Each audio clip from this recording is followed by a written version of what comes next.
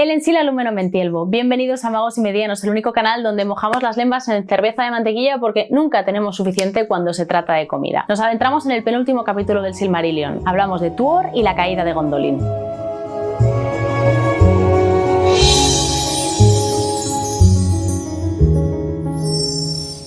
Bueno, aunque a estas alturas seguramente ya os lo imagináis, Túrin y Tuor son primos, pero como veréis sus historias son absolutamente distintas. Transcurren en el mismo periodo de tiempo, más o menos, pero ahí donde la historia de Túrin está llena de desgracias, de desasosiego y de oscuridad, la historia de Tuor nos trae precisamente esperanza. Bueno, Huor y Húrin eran hermanos. Recordaréis que en la batalla de las lágrimas innumerables, Húrin es capturado por Morgoth y Huor murió cuando una flecha le atravesó el ojo. Cayó en la batalla de las lágrimas innumerables y estaban casados los dos con Rian y Morwen, que eran primas. Todo queda en casa en esta familia. El caso es que Morwen era una mujer muy dura, muy resistente, la nunca vencida, pero Rian era completamente distinta y ella no soportó la pérdida de Huor. Así que después de dar a luz a un niño, murió de pena. A Tuor le crían los elfos grises que viven en las colinas de Androth, cerca del lago Mithrim,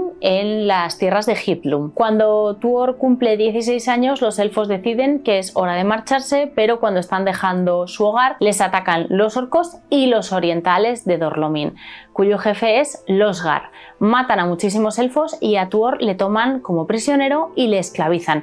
Y así pasa 3 años de su vida. A los 19 años consigue escapar, vuelve a las montañas de Androth y ahí pues reside como un proscrito y cuenta el Silmarillion que hizo tanto daño a los orientales que Lorgan puso precio a su cabeza.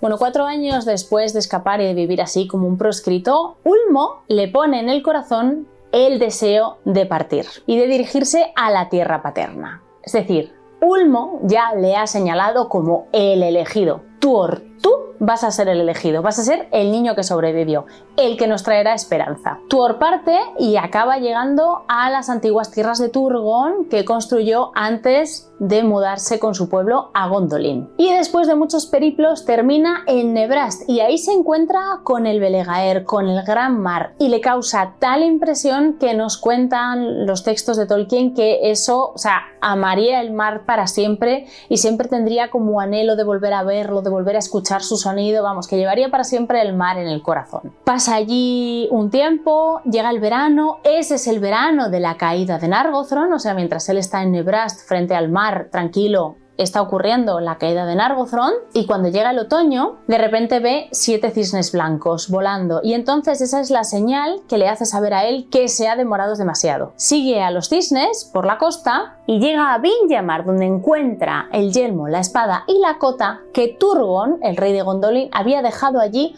por mandato de Ulmo. Vamos, que de alguna manera Ulmo sabía que Tuor acabaría llegando o que el elegido acabaría llegando y quería que tuviese estos objetos para que cuando le mandase a Gondolin, la gente de Turgon le reconociese como su enviado.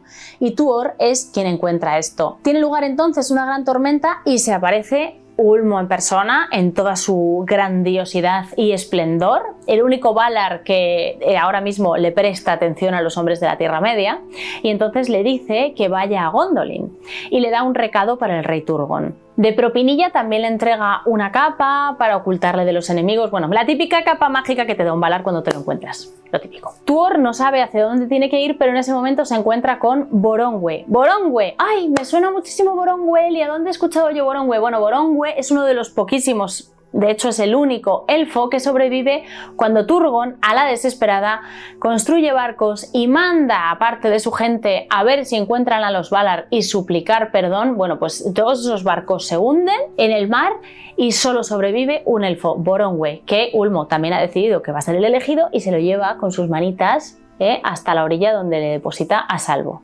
Único superviviente y, convenientemente, sabe dónde está el reino escondido de Gondolin. Cuando Tuor le cuenta que tiene la misión de ir hasta allí, que se lo ha encargado Ulmo, pues Borongwe flipa bastante, pero bueno, ya acaba de sobrevivir a una catástrofe, con lo cual Bueno, pues de perdidos al río, confía totalmente en él y decide que le va a llevar a Gondolin. Cuando el invierno de ese año descendió sobre ellos, cuando estaban ahí penosamente atravesando las montañas, llegaron y vieron los estanques de Librin y todo el destrozo que había hecho Glaurung el dragón, toda la tierra que había calcinado. Y cuenta el Silmarillion que mientras estaban mirando vieron a un hombre que pasaba corriendo hacia el norte, que iba vestido de negro y con una gran espada negra, pero como no le conocían de nada, no dijeron palabra alguna.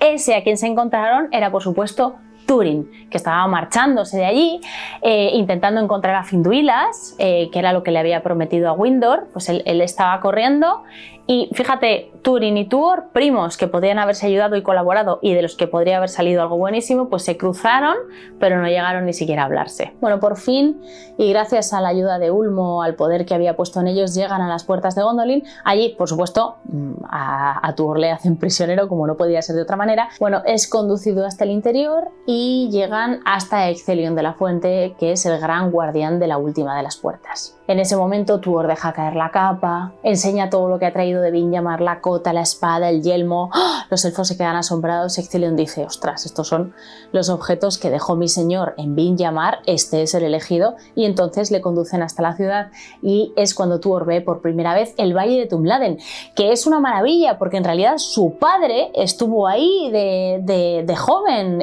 Húrin y Huor, acordaos que habían estado en Gondolin y eran las únicas personas a las que Tuor había dejado marcharse de vuelta, ¿no? Húrin había buscado luego la entrada a Gondolin, no la había encontrado, ninguno pudo regresar, pero ahí está ahora el hijo de Huor. Bueno, Tuor se deleita en la belleza de Gondolin, es una visión maravillosa, está hecha a imagen y semejanza de las ciudades de los elfos en Aman y es algo pues, que un joven como él no ha contemplado nunca y es conducido hasta la Torre del Rey, hasta sus propias estancias y ahí Turgon le recibe y le reconoce también como emisario de Ulmo. Y se asombra, la verdad es que la gente estaba bastante asombrada de que fuese un hombre mortal a quien Ulmo hubiese elegido. El rey Turgon no está solo, con él está Maeglin, que siente automática antipatía por Tuor en cuanto le ve, y también está Idril Celebrindal, que es la hija del rey Turgon, es una elfa preciosísima y además muy lista y que enseguida conquista el corazón de Tuor. También hay que decir que el discurso de Tuor estaba inspirado por el mismísimo Señor de las Aguas,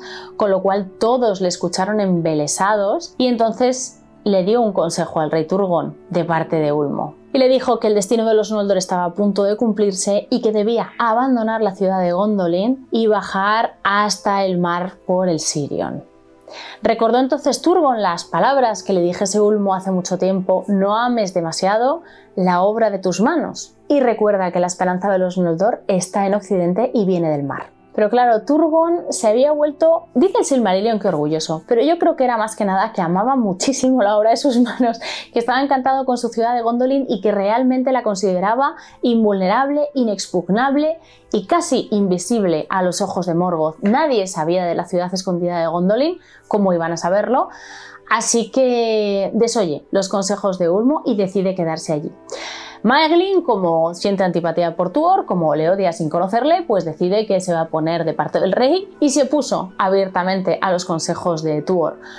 Como Turgon estaba escuchando lo que quería oír, pues se reafirma en su postura y se quedan en Gondolin. Eso sí, cierran todas las puertas y ya sí que definitivamente de ninguna manera nadie entra ni sale de Gondolin. Les llegó por el Señor de las Águilas la noticia de la caída de Nargothrond, luego llegó la de la muerte del rey Thingol, pero vamos, era todo Thorondor, el Señor de las Águilas, el que les informaba de todo lo que ocurría en el exterior. ¿Y qué pasa con Tuor? Bueno, pues que se queda en Gondolin, que está encantado con la ciudad y que poco a poco va creciendo, va haciéndose un hombre guapo, fuertote, simpático, va aprendiendo los oficios y al final pues el corazón de Idril se vuelve hacia él, se enamora de Tuor, es un amor súper correspondido y claro, Turgon está tan encantado con Tuor que ni siquiera le niega la mano de su hija, que es su más preciada posesión, y entendió además que esto debía ser así porque recordó las palabras que Huor le había dicho hace tiempo en la batalla de las lágrimas innumerables, en plan nuestra sangre y nuestros caminos volverán a juntarse en algún momento. Bueno, se celebró la boda, todo el mundo estaba encantado, todo el mundo estaba feliz, excepto Maeglin y su grupito de seguidores, porque él ya se había hecho, pues, sus secuaces, ¿no? Y esta fue, según el Silmarillion, la segunda unión entre elfos y hombres. La primera fue la de Beren y Lúthien, la segunda la de Idril y Tuor. Claro, en ese momento eran todos felices, estaban todos celebrando su vida, completamente ajenos a que Húrin por aquel entonces ya se había acercado a las colinas, ya había mirado hacia Gondolin, ya había gritado y pedido ayuda a Turgon, ayuda que él no había correspondido, pero ya le había dado a Morgoth y a los sirvientes de Angband una pista lo suficientemente buena como para buscar la ciudad de Gondolin. Por lo menos les había dado un punto de partida. Y desde entonces todos los sirvientes de Morgoth buscaron incesantemente. O sea, estaban recorriendo esas tierras constantemente para ver si podían encontrar la ciudad o alguna de las entradas. También es verdad que las águilas vigilaban constantemente y no dejaban que ninguno de los sirvientes de Melkor se acercase lo suficiente, pero bueno, que Morgoth ya estaba como obsesionadillo con encontrar a Gondolin. Y claro, he dicho antes que Idril Celebrimbor era lista, aparte de guapa y bellísima, era lista, era previsora y además tenía una cierta capacidad como para vislumbrar el futuro. Entonces decidió que se excavase un túnel para procurar una salida de Gondolin en caso de ataque.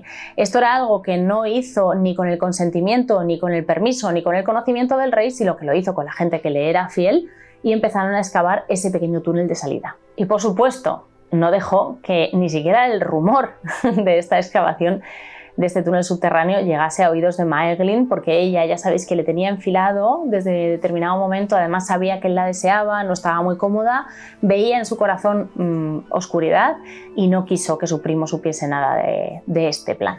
O sea, hasta en esto acertó. Bueno, y un dato súper importante, Idril y Tuor tuvieron un hijo, Eärendil. Dice el Silmarillion de él lo siguiente: de sobrecogedora belleza era Eärendil, pues llevaba en la cara una luz que parecía la luz del cielo, y tenía la belleza y sabiduría de los Eldar, y la fuerza y la audacia de los hombres de antaño, y el mar le hablaba siempre al oído y al corazón, como a su padre Tuor. Cuando Eärendil era todavía pequeño, era todavía un niño, Maeglin se perdió, porque a Maeglin también le gustaba excavar, era muy ambicioso con las excavaciones, un poquito como los enanos en Moria, y en un momento dado salió de las montañas del Valle Escondido y ¿qué le pilló? Pues los orcos y los sirvientes de Melkor y le llevaron derechito a Angband. Hay que reconocerle al chico que no era un cobarde, que era bastante resistente, pero claro, la tortura a la que le sometieron era tal que al final su voluntad se quebró y acabó cediendo. Y más aún cuando Morgoth le ofreció que si la ciudad de Gondolin caía, Idril sería suya. Así que el deseo de Idril y el odio que le tenía a Tuor fueron los componentes que le ayudaron a fraguar esta traición que, según el Silmarillion, es la más infame de todas en la historia de los días antiguos. Y en esto es categórico. Para que no sospechase nadie nada, Melkor lo vuelve a mandar a Gondolin y el muy perro estuvo ahí sentado al lado del rey y de Idril sonriendo como si no pasase nada, sabiendo que al final Melkor acabaría atacando la ciudad y matando a todo el mundo, por supuesto. El año que Eärendil cumplió 7, Morgoth consideró que ya estaba preparado, así que mandó a Gondolin todo lo gordo que tenía. O sea, te quiero decir, no escatimó en nada, orcos, dragones, balrogs, o sea, todo lo que tenía en Angband se lo llevó a Gondolin. En ese momento el pueblo de Gondolin estaba en lo alto de las murallas esperando al amanecer para cantar cuando el sol se levase en el cielo y de repente vieron una luz que parecía del amanecer pero venía del lado incorrecto. ¿Y quién eran? Pues eran los ejércitos que traían fuego, antorchas, dragones, balrogs e iluminaron el cielo pero terroríficamente, ¿no? Claro, no se dieron cuenta hasta que no estaban ya en los mismísimos muros de Gondolin y no hubo manera de evitar el sitio de la ciudad. Bueno, en la caída de Gondolin se cuenta con pelos y señales lo que es toda la caída, lo que es toda la batalla y todo lo que sucedió. Es una lectura extraordinariamente larga, pero oye, a quien le gusten estas cosas, pues la puede disfrutar muchísimo.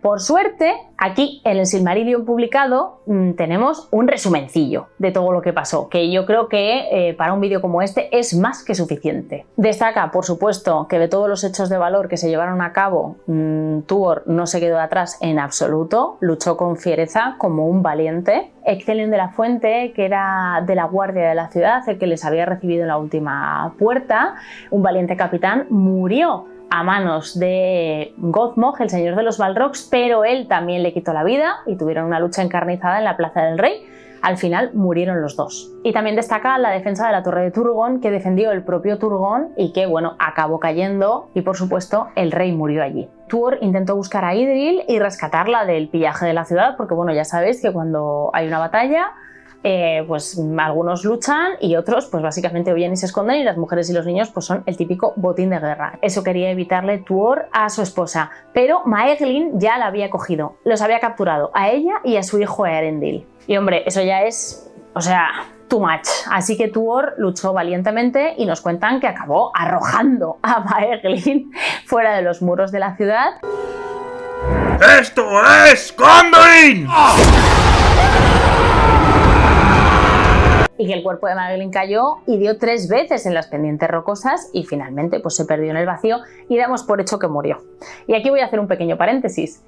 ¿Os acordáis de los Anillos de Poder? Siento mencionarlo aquí, pero en los Anillos de Poder, cuando salió este personaje que era Adar y que nadie sabía quién era y que al final fue un personaje inventado, mucha gente apostaba que podía ser Maeglin, porque aquí en el Silmarillion dice que rebotó 3 veces y que se perdió en la oscuridad, pero no se encontró el cadáver. Entonces, como que si no hay cadáver, podría haber sobrevivido. Pero realmente, caer desde lo alto de una colina, de un muro, darte 3 veces contra la piedra rocosa...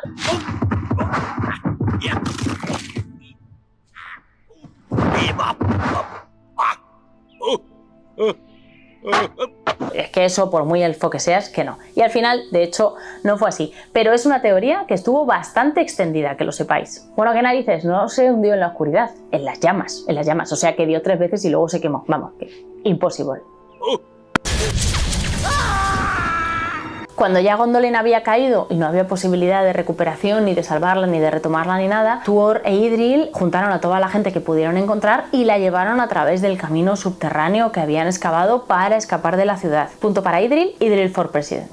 Como había dragones que habían caído sobre el valle de Tumladen y lo habían llenado todo de fuego y de humo, eso facilitó su huida y que nadie se fijase en ellos. Pero cuando llegaron a un pasaje terrible, escarpado, de las montañas, pues apareció un Balrog. Un Balrog y un montón de orcos, pero sobre todo el Balrog. Y claro, imaginaos el percal, habría unos cuantos hombres capaces de luchar y un montón de mujeres y niños que habrían salido de la ciudad, y se planta delante pues un montón de orcos que les hacen una emboscada liderados por un Balrog.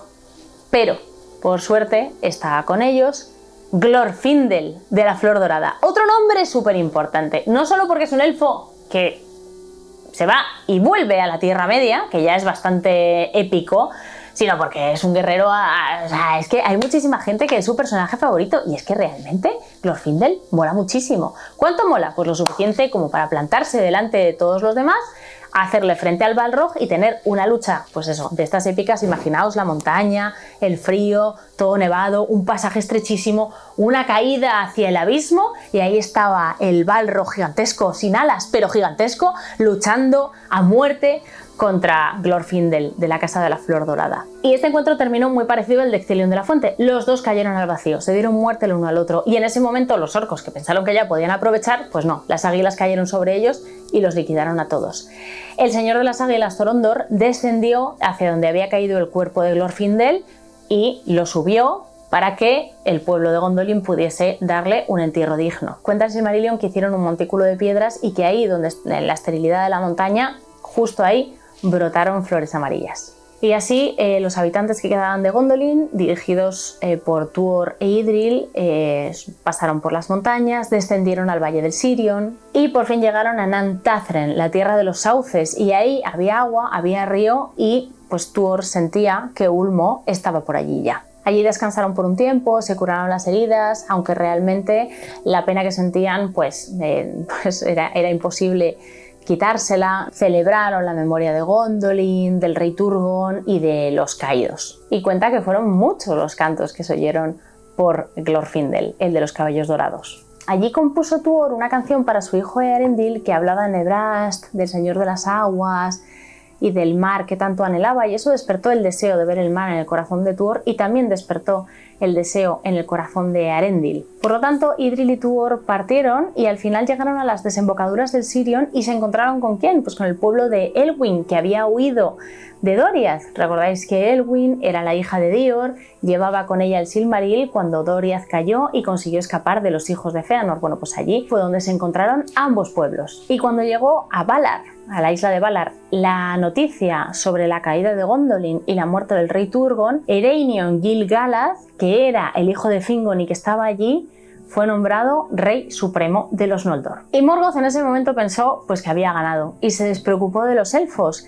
Rió en su negrura y en su oscuridad pensando que ya nadie podría hacerle frente. Y sí, le faltaba uno de los Silmarils, pero bueno, él tenía otros dos y realmente los elfos estaban prácticamente deshechos y los hombres casi todos sometidos. Así que si tuvo noticias de ese encuentro de los pueblos de los elfos en las desembocaduras del Sirion, desde luego no lo demostró. Pero de ese encuentro de los pueblos de Gondolin y Doriath y la llegada de Círdan, el carpintero de barcos, surgieron nuevas espigas, o sea, surgió una nueva civilización de elfos que se mezclaron y que fueron fuertes y que al final acabarían siendo capaces de plantarle cara a Morgoth. Y vivieron allí y se dedicaron a la construcción de barcos, siempre teniendo presente en la mente y en el corazón a Ulmo. De hecho, Ulmo en ese momento viajó a las tierras imperecederas y habló con los Valar y les volvió a suplicar y a contar la situación y pidió que les echasen una manilla a las gentes que estaban en Beleriand, ¿no? A ese pueblo de elfos que estaba en ese momento muy desvalido. Y les instó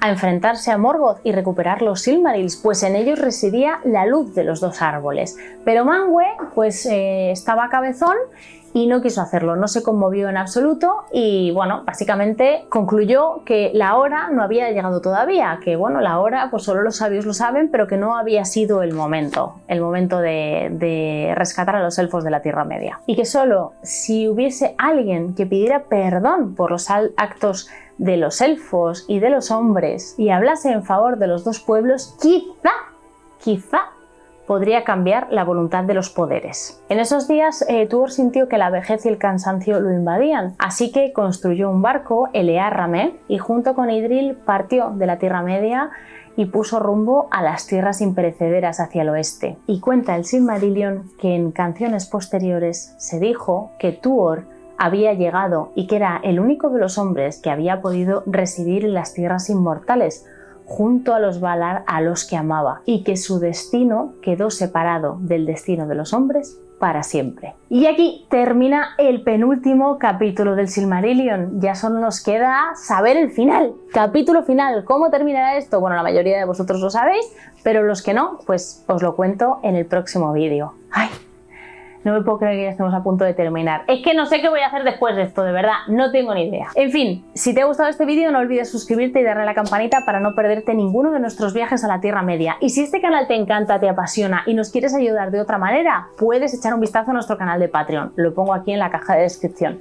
Gimle Narsubel, Nim Riminal, Seba Tancada Donada.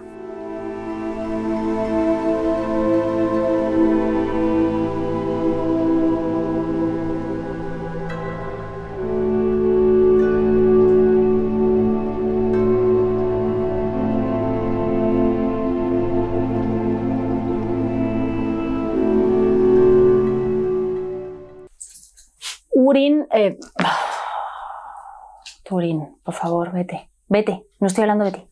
Fuera. Turin, sentado. Sentado. Venga, no vengas.